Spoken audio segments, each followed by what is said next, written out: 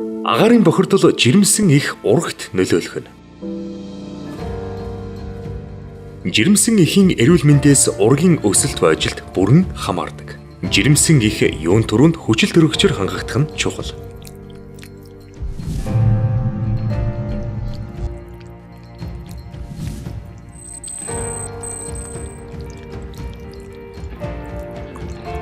Их амьсгалах явцад хүчил төрөгч хамар залгиураар дамжин уушиг зүрхэнд хамгийн сүүлд эхэст хүрч ургийг хэрэгцээт хүчил төрөгчөөр хангадаг.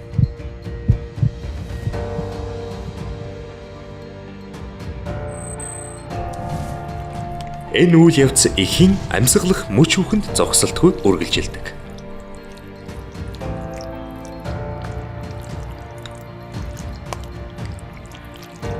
Эхийн хэвлээд их ургийн тархины хөгжил маш хурдтай явагддаг бөгөөд минутанд дунджаар 250 мянган шин мэдрэлийн эсүүд үүсэж байдаг. Урагт нэвтэрсэн тоосонцор ургийн тархины хөгжилд сөргөөр нөлөөлнө. Эксээр дамжин урагт нэвтэрсэн нарийн ширхэглэг тоосонцор ургийн тархийг гэмтэн ой тогтоолт болон анхаарал төвлөрүүлтийг сулруулан суралцах чадварыг бууруулж хүүхэд боломжоо бүрэн ашиглахад саад учруулдаг.